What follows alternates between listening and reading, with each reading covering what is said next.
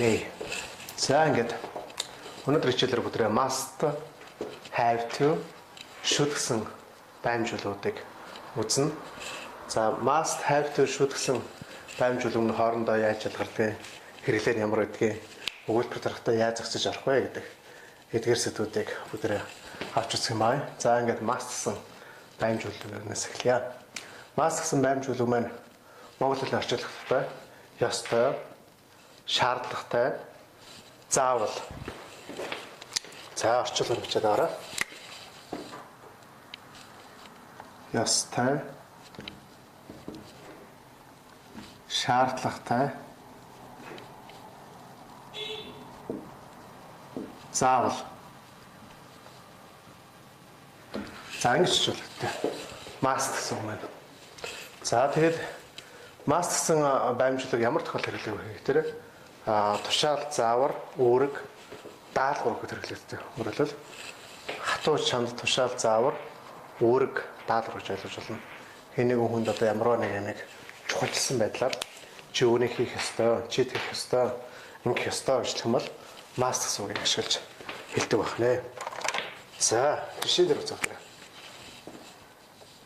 Та нар энэ ажлыг өнөөдөр дуусгах ёстой ажлаа. Тэгвэл you must finish this work today. So, you must finish this work today. Гэдэг маань та нар энэ ажлыг өнөөдөр дуусгах ёстой гэсэн юм байна. Хэлж байгаа. За. За мөн өөр жишээ. Та тийшээ явах ёстой гэж хэлээ. Тэгвэл you must go there. Та заавал тийшээ явах ёстой. За багш одоо оюутнуудаа гэрийн даалгавар өгөөд та нар үнийг заавал хийх ёстой гэж хэлвэл you must do your homework. За энэ чинь өсвчээд аваарай. Та нар даалгавраа хийх ёстой.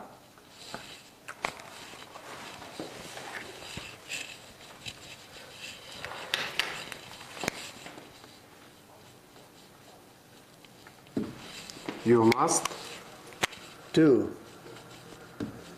your homework.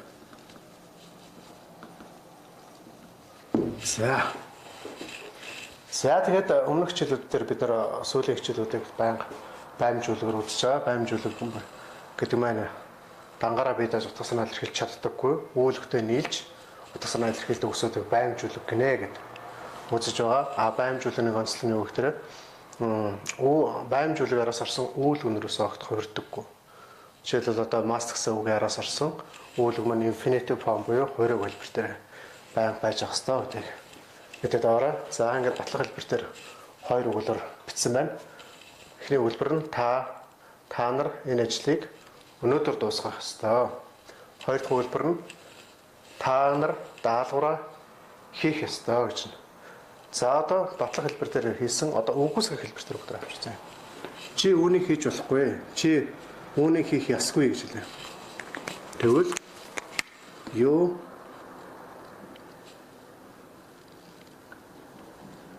mustn't. За ярины бодлоор агш биччихлээ. Mustn't гэж бичнэ. Бичгтээ.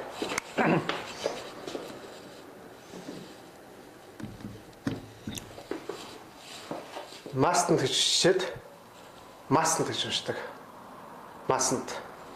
You mustn't do it. You mustn't do it. Чи үнийг хийж болохгүй. За чи түүнтэй уулзаж болохгүй гэж хэлээ. Чи түүнтэй уулзаж болохгүй. Опс.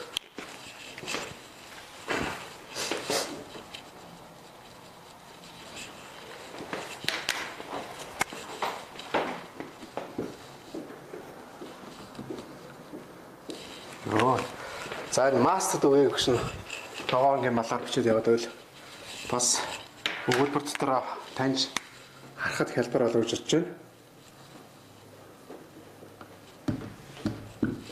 Mustn't. You mustn't meet түүнтэй him.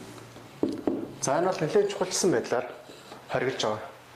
Одоо түүнтэй дахиж гэж одоо хэлбэл бүр одоо again гэсэн үг нэмж болно.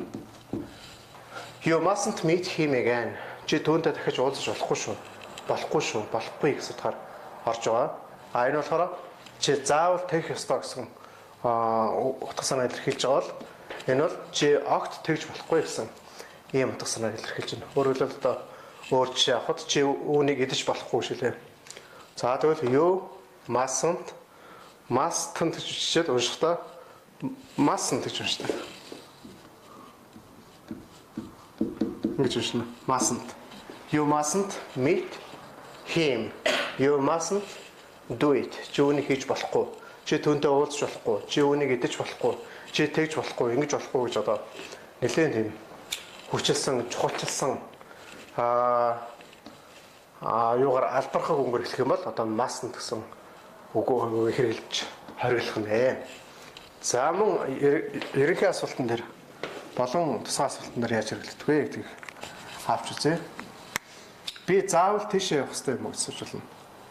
Би заавал тийшээ явах хэрэгтэй юм уу? Must I go there? Must I go there? Би заавал тийшээ явах ёстой юм уу гэж байна. Okay, you must go there. Тийм ээ. Чи заавал тийшээ явах ёстой. No, you mustn't go there. Үгүй. Чи тийшээ явж болохгүй. Чи тийшээ явах ёсгүй гэсэн утгаар хэлэх юм бол mustn't гэсэн үг орж иж байна.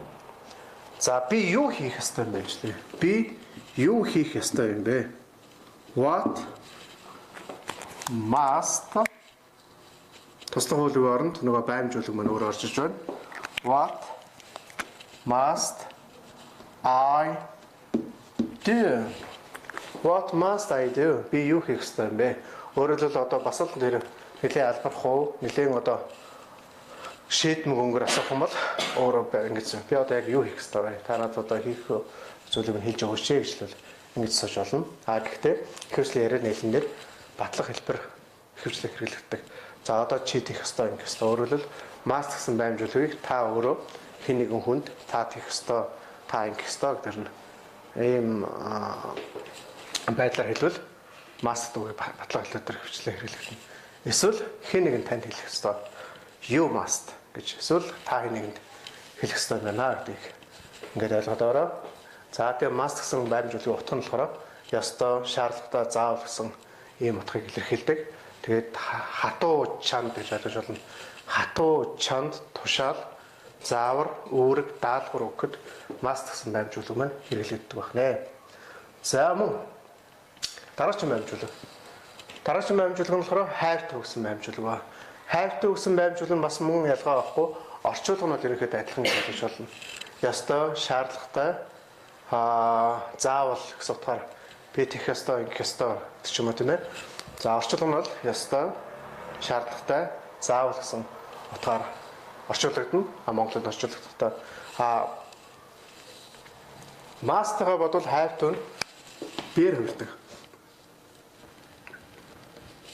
Урдарын ганц сони араас has to гэсэн үг хэллэг. Has to. Мөн have to, has to гэмээр өнгөрсөн цагаараас хувирдаг. Тэгэх ёстой байсан. Ингэх ёстой болсон. Тэгэх шаардлага гарсан гэж хэлэх юм бол had to гэж байна. За ерөнхий гол барьж авч байгаа шүү маань энэ юм аа have to. Өөрөөр хэлбэл have to-г нь ярианы хэлэн дээр нэлээд хэрэглэгддэг. Хэрэглэн дээр нэлээд их өргөн хүрээнд яатгаа ашиглагддаг гэж ойлгож байна.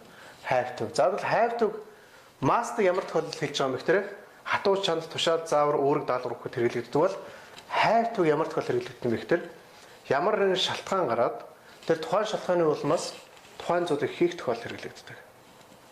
Өөрөөр хэлбэл нэг шалтгааны улмаас тэр тухайн зүйлийг хийхэд хүрч байгаа гэсэн ийм санаа илэрхийлж байгаа.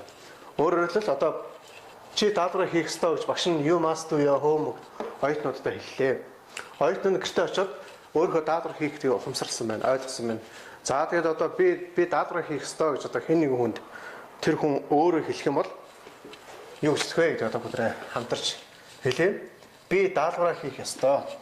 За тийч хэлбэл яачлах вэ? I have to.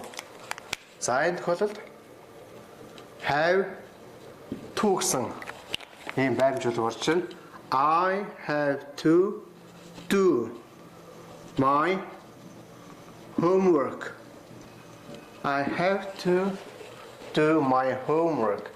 За орчуулбал би гэрийн даалгавраа хийх ёстой гэж байна. Багш нь хичээл заагаад даалгавар өгчихсөн. Хийх даалгавар ихтэй учраас хийх даалгавар байгаа учраас тухайн хүмүүс I have to гэсэн энэ баримжуулгыг хэрэглэж байна. Ингэж ойлгоно. За мөн одоо хэн нэгэнтэй хүнтэй уулзч аваад явах шаардлага гарчлаа. Тэгвэл тэр хүнд одоо би явах хэрэгтэй байна. Би явах ёстой болчлоо. Би одоо ингэж явъя гэсэн юм утгаар хэлвэл I have to go. I have to go. I have to go. За энэ have to гэдэг нь энэ үгэлбэрт ямар утгаар илэрхийлж байгаа вэ гэхээр явах ямар нэгэн шаардлага гарцсан, шалтгаан гарчихсан, хэрэг гарчихсан гэсэн утгаар нөгөө хүндээ ойлгох гэсэн. Өөрөөр хэлбэл одоо би тийм юмыг хийх хэрэгтэй боллоо. Би тэгэх хэрэгтэй боллоо. Би ингэх хэрэгтэй боллоо гэж нөгөө хүндээ санаагаа илэрхийлэхдээ must гэдгээсээ илүүтэйгээр have to гэсэн хэллэгийг хэрэгэлдэг байна. Have to гэсэн хэллэг маань ямар утга санааг илэрхийлдэг вэ гэхээр ямар нэгэн зүйлийг одоо шалтгаан ямар нэгэн шалтгааны улмаас тухайн зүйлийг хийх хэрэгтэй болж байгаа хийхэд хүрч байгаа тэр тохиолдолд have to гэсэн баримжуулга маань хэрэглэгддэг байна. За одоо би хүнтэй уулзах хэрэгтэй байна. Хэн нэгэн хүнтэй уулзах ёстой гэж хэлвэл I have to meet гэж хэлнэ. I have to meet. Окей. За одоо гэрэн заварсан гэж бодъё. Би одоо гэрээ цэвэрлэх ёстой. Би гэрээ цэвэрлэх ёстой гэж хэлвэл I have to clean my home. За англиар сурах шаардлага шалтгаан хүмүүст ингэж гарч ирдэг. За тэгээд одоо хэн нэгэн английн багш нар очиод та би англи сурах хэрэгтэй байна. Би англи сурах ёстой болчлоо. Англи хэлийг одоо би сурах ёстой, сурах шаардлага гарчлаа гэсэн санааг юу гэж илэрхийлэх вэ гэхээр мөн have to гэсэн хэлээр илэрхийлнэ. За тэгвэл одоо би англи сурах хэрэгтэй байна. Англи сурах хэрэгтэй байна гэдгийг англиар хэлээ. I have to study English. За нэг хүчтэй авчих.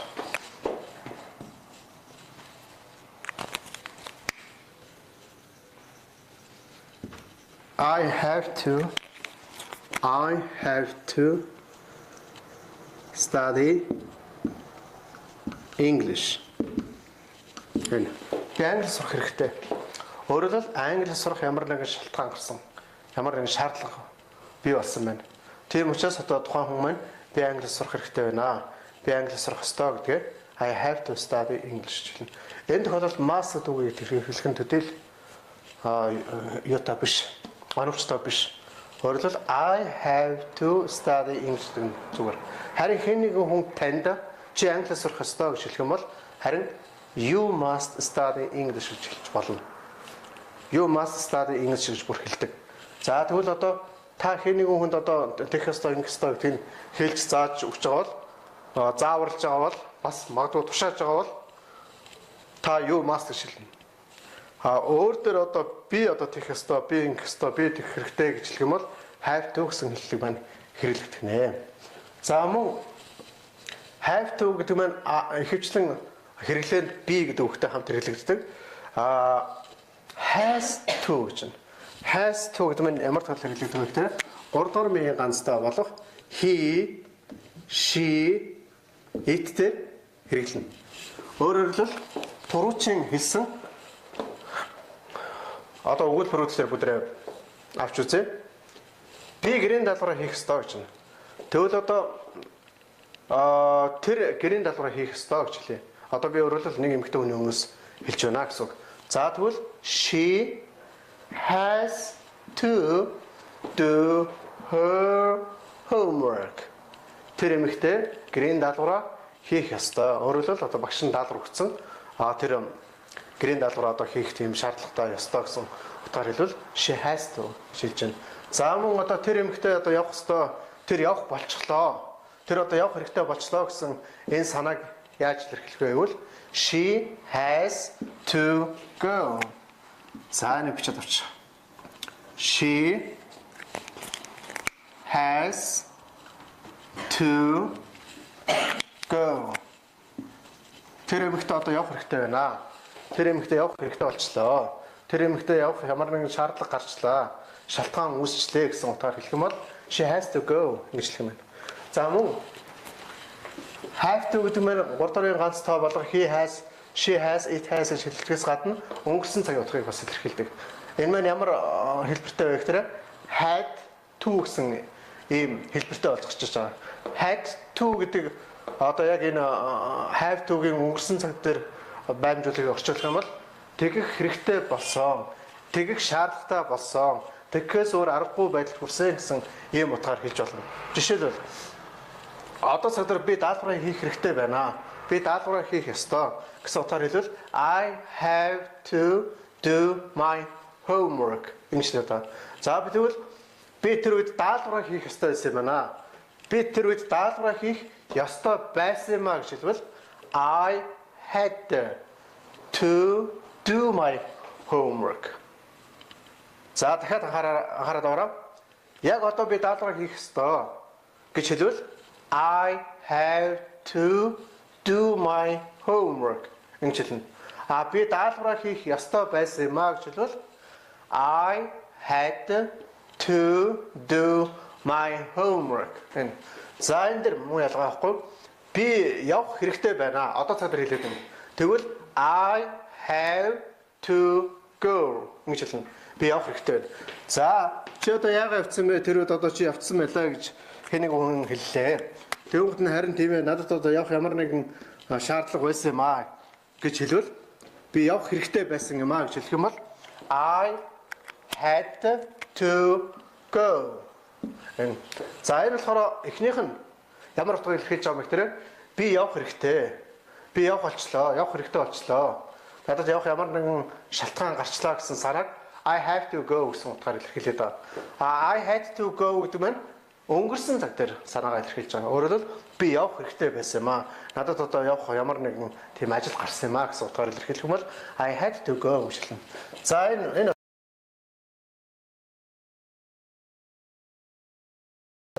тэгвэл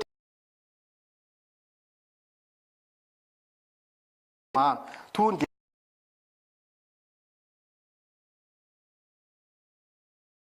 had to go. Орчуулбал тэр явах хэрэгтэй байсан юм аа. Тэр явахаас өөр аргагүй байдал төрсөн. Одоо өөрөлд ямар нэг ажил гарсан учраас тэр эмэгтэй явсан юм аа гэсэн ийм санааг she had to go гэсэн ийм утгаар илэрхийлж байна. За ингээд багш та бүхэнд have to, has to, had to гэсэн ийм гурван баймжуулгийн ялгаа, хэрэглэгдэх байдал, ярианд ашиглагдах зүйлсүүдийг хэлж жишээн дээр тайлбарлалаа. За ингээд цаашаа бидний үзэх 3 дахь баймжуулга маань should гэсэн баймжуулга байгаа. Should. За should гэсэн баймжуулга нь бас л ялгаа авахгүй must, have to-тэй адилхан монгол хэлнээр ёстой гэж орчуулдаг. Ёстой.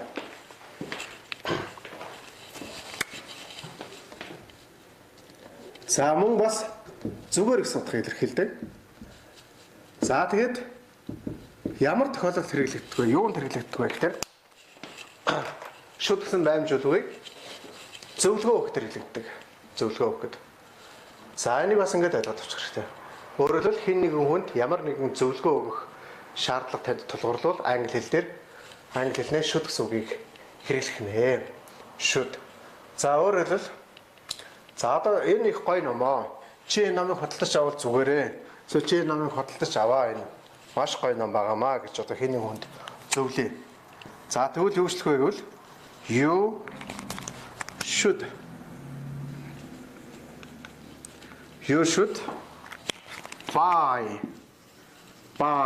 should buy this book. За энэ үгээр орчуулбал чи энэ номыг худалдаж авбал зүгээрээ. Энэ номыг худалдаж аваа гэж энэ нэг хүнд та зөвлөгөө өгч байна. Зөвлөл имжлэх нь.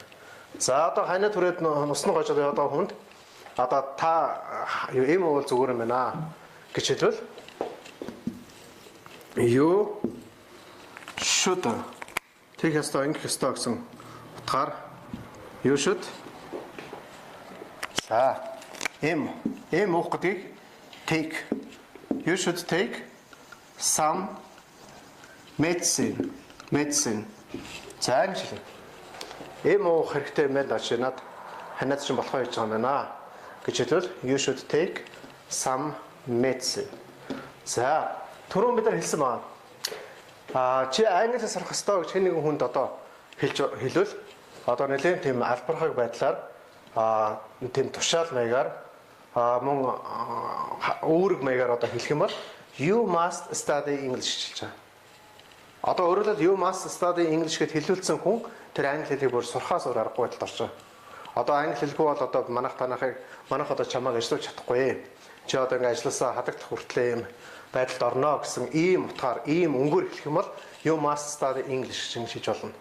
За тухайн хүн өөрөө би англи сурах хэрэгтэй байна. Одоо би ингээд ажилласаа халагдах гээд байна. Эсвэл одоо гадаад явах гээд байна. Англи хэл надад ямар нэгэн байдлаар хэрэг болчиход байна. Би англи сурах хэрэгтэй байна гэж хэлвэл I have to study English гэж байна. Ийм. За одоо хэн нэгэн хүнд та зөвлөж болно. Одоо бүх хүмүүс англи хэлтэй болоод байна. Чи ч одоо англи сурах хэрэгтэй. Англи сурах ёстой. Англи сурвал зүгээр шнэ гэсэн ийм утгаар хэлвэл одоо өөрөлд зөвлөвл юу гэж хэлэх вэ гэхээр you should study English. You should study English. Чи англи хэл сурах хэрэгтэй. Зөвлөж байна. Англи хэлийг сурах ёстой. Чи англи хэлийг сурвал зүгээрээ гэсэн ийм утгуудыг, ийм санаануудыг энэ өгүүлбэр илэрхийлж байгаа. За тэгэхээр яаж байгаа юм гэхээр хэрэглээний хувьд should гэдэг маань хэн нэгэн хүнд ямар нэгэн зөвлөгөө өгөхөд ихэвчлэн хэрэглэгдэнэ. За мөн санал бодлоо илэрхийлэх өөр бас зүйлүүд хэрэглэгддэг. Гэхдээ анхаашны хувьд та бүхэн should гэдэг энэ баймжуулга маань зөвлөгөө өгөхөд хэрэгтэй юм байна гэдгийг ингээд ойлгоод авчвал их зүгээр. За have төгсөн баймжуулга маань ямар нэгэн зүйлийг нэг шалтгаан гараад тэр тухайн шалтгааны улмаас тухайн зүйлийг хийх хэрэгтэй ийм тохиолдолд have төгсөн хэлийг хэрэглэдэг юм байна гэж ингэж ойлгож аваарай. Must гэсэн баймжуулга маань хатуу чанд тушаал заавар үүрэг даалгавар өгөхөд өөрөөр хэлбэл одоо нэлийн албархуу маягаар хэн нэгэн хүнд ямар нэгэн үүрэг даалгаврыг өгөхөд must гэсэн үг маань хэрэглэгддэг юм байна гэж ингэж ойлгож авчаална. За тэгэхээр must, have to, should гэсэн гурван үйлг маань гурван баймжуулга маань энүүгээрээ ялгаатай. За мөн энэ гурван баймжуулгын ялгааг нь багш гурван өгүүлбэр дээр жишээ авч тайлбарлая. Хэн нэгэн хүн ном биччихэд одоо хэн нэгэнд нь чи номыг заавал худалдаж авах ёстой гэж одоо хэлээ. You must buy this book. Өөрөөр хэлбэл одоо манайхан ном шахах гэж ярьдаг шүү дээ. За одоо магадгүй хэн нэгэн багш ч юм уу оюутнуудад одоо чи энэ номыг заавал худалдаж авах ёстой. Худалдаж авахгүй л одоо огч шүү гэсэн үднэс хэлвэл одоо бас ингэж хийж болно. Must. You must buy this book. Өөрөөр хэлбэл одоо танд ингэж хэлсэн тохиолдол энэ номыг худалдаж авахгүй л болохгүй мэн гэсэн ийм утга энэ must гэсэн үгэнд дагуулагдаж байгаа. За тэгвэл энэ ном та нар энэ номыг худалдаж аваарай. Яагаад гэвэл энэ ном маань хичээл дээр байнга хэрэглэгдэх ёстой. Даалгаварт байнга өгөгднө. Өдөр тутам хэрэглэнэ. Тийм учраас хичээл дээр хэрэглэгдэх, даалгаварт хэрэглэгдэх, өдөр тутам бид нар хэрэглэх учраас чи энэ номыг худалдаж авах ёстой гэсэн санааг you have to buy this book гэсэн ийм үгээр илэрхийлж болдог байна. Өөрөөр хэлбэл эхнийх нь бол заавал худалдаж авах ёстой гэсэн санааг илэрхийлж байна. Хоёр дахь нь болохоор шалтгаан гарч ирж байна шүү дээ. Чи одоо хичээл дээр энэ номыг хэрэглэн гэртээ очиод даалгавраа хийн.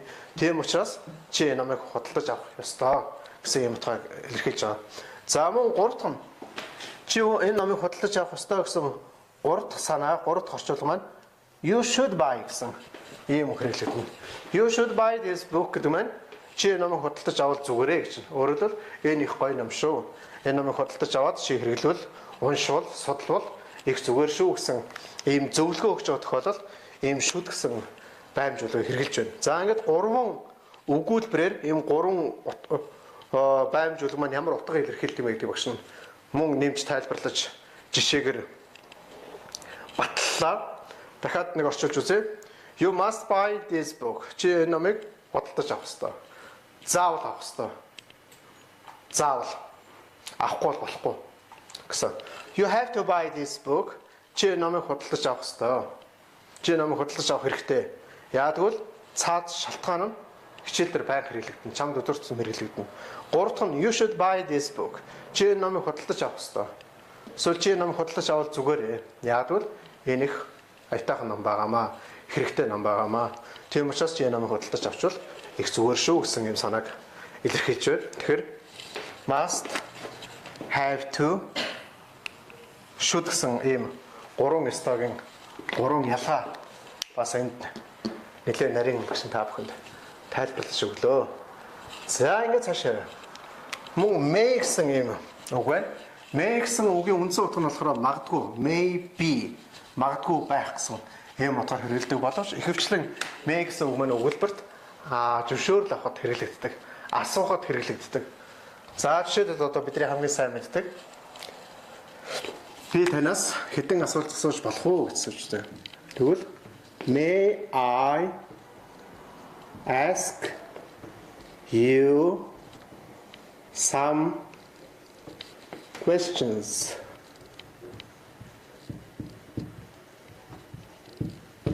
May I ask you some questions? Би танаас хэдэн асуулт асууж болох уу гэж. За мөн би өөрийгөө танилцуулж болох уу гэж асууж. Тэгвэл may I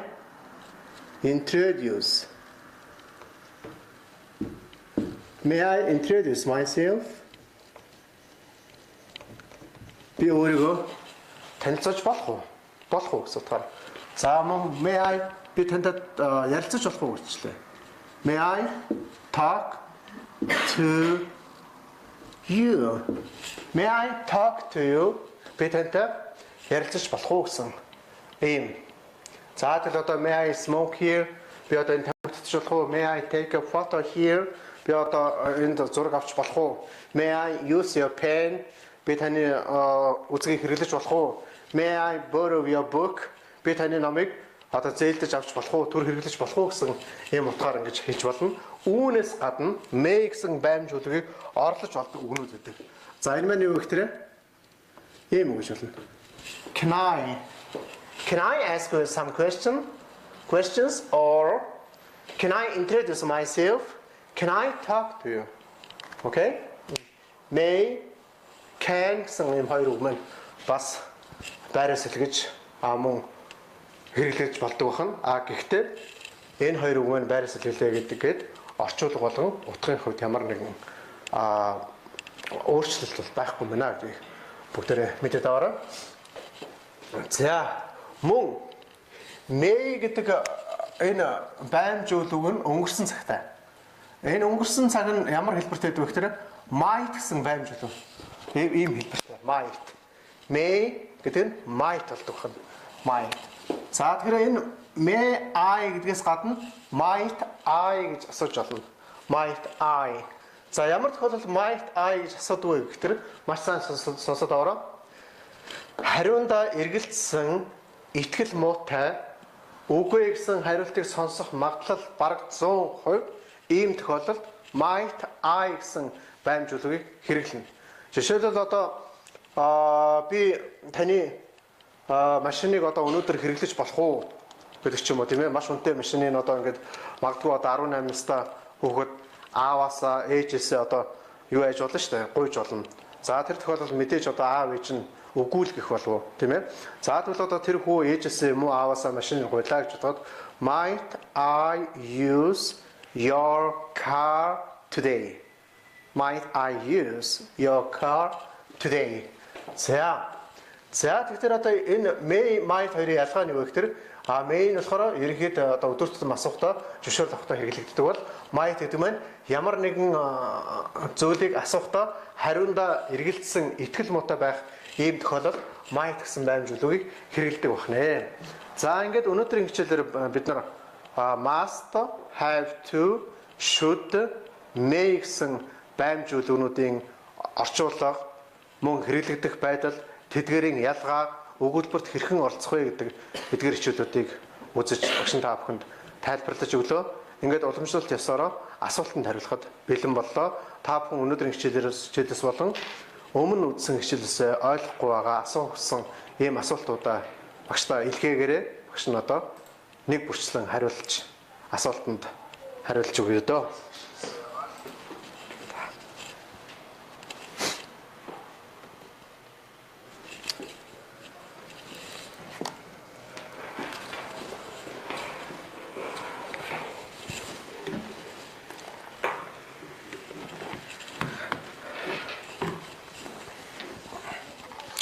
Сайн мэн үү багш аач.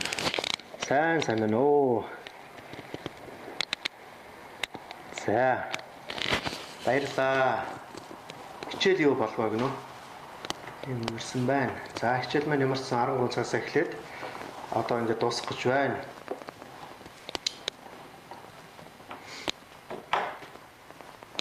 Энийг хэлээд байсан юм уу гэж. Манцаарчилсан сургалт үн төлбөрийн талаар мэдээлэл өгч болох уу гэж. За манай төв самбар хэлэн английн сургуулийн төвөд төв байгаа. Одоохондоо яг ганцаарсан сургалт явагдахгүй байгаа. Өглөө 6 цаг 30 минутаас 6 цаг 15 минутаас ороо 22 цаг 30 минутын хооронд цагийн ангиудын сонголт ариун байж байгаа. 9-11 24 гэсэн утсаар багштайгаа холбогдоод манай төв дээр ирж сураарай гэдэг багш нь урьж байна. За тэгээд тэр их тавны гүүрний зүүн талд паркийн баруун талд Самбар хэлэн английн сургуулийн төв 6 давхартанд байрладаг. За өөрийн биеэр ирж мэдээлэл аваад ангиас сонгож суралцаарай. За баярлаа гэж байна. TOEFL оноо ахиулах анги байгаа юу гэж. За TOEFL-ийн өмнөх бэлтгэл шатны бүтэн өдрөөр хичээлдэг юм гүнзгийрүүлсэн анги байгаа. За тэгээд ирж уулзаад өвшнгөө тогтоолгоо тэр ангид орж болно. Хэрвээ хүсвэл ганцаарсангаар IELTS TOEFL бэлддэг байсан боловч одоо эх жилийн 10 сарын 15 хүртэл хаацсан байж байгаа. Хэрвээ танд одоо боломж байвал эх жилийн 10 сарын 15-наас эхлээд яг ганцаарсангаар явах юм боломж байгаа гэдгийг дуулгая. Төбий орсон өгүүлбэр их байдгийг хэлж өгөөч гэж байна. Төбийг одоо эхний өдрийн хичээлүүдээр заасан байгаа. Одоо өөрөөр хэлбэл 5 6 дугаар хичээл, 5 6 7 дугаар хичээлээр байгаа. Тэгэхээр нөгөө хичээлээ ухрааж үзээд төбий орсон өгүүлбэрүүдийг мөн төбий орсон хичээлүүдийг үзээрэй гэж багш нь зөвлөе. Сайхан хичээл зааж өгсөнд баярлалаа гэж байна. За баярлалаа. Сайн байна уу багш? Таны хичээл хэдэн цагаас хэд өдөр явдаг вэ гэж байна. За энэ онлайн хичээл маань баасан гариг болгоны 13 цагаас явдаг. Одоо ирэх баасан гаригийн 13 цагаас мөн хичээл маань явагдана. Баярлалаа багш. Сайхан хичээл заасанд одоо цаг уу гэж байна. За одоо цаг уу гэдгийг багш нь ойлгосонгүй. За асуултаа нэлээд ойлгомжтой ирүүлвэл багш нь сайхан хариулж өгнө. Хичээлийг хаанаас яаж давтаж үзэж болох вэ гэж байна. За энэ icon цагийн мен дээр бүгдээ хадгалаастай гэж байгаа. Бүр эхнээс нэхлүүлээд нэгээс эхлүүлээд одоо 23 дахь хичээл хүртэл та орж үзэж болно. Мөн самбар хэлэн English Language Center гэсэн хуудсан дээр бас бүгд хадгалаастай байж байгаа. Мөн манай төвийн вебсайт болох Самбар хэлэн цагийн мен рүү орвол 1-р хичээлээс эхлүүлээд 23 дахь хичээл хүртэл бүгд хадгалаастай байж байгаа. Тийм учраас энэ юугаар онлайнын лайв хичээлийг бүгдийг хадгалж явж байгаа.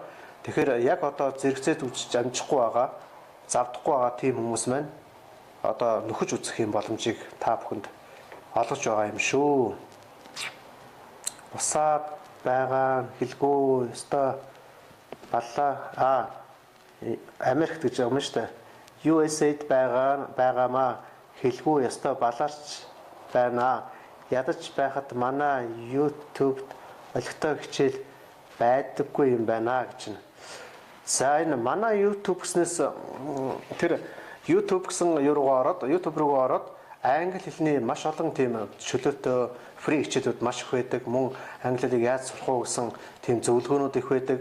Та бүхэн YouTube гэсэн сувг руу ороод YouTube руу ороод to be гэд бичиж үзэхэд to be одоо яг тэр анхаарчнаас нь эхлээд заачсан мөн анхан шат, завсрын шат, дунд шат, дээд шат гэсэн ийм төвшнгөөр ингэж ангилсан мөн багш нар одоо бас багш нараа сонгож болдог, хичээлээ сонгож болдог, төвшнгөө сонгож болдог ийм маш олон боломжтой хичээлүүд байдаг. Энийг бүдрээ бас орж үзээрэй гэдэг багш нь зөвлөж байна.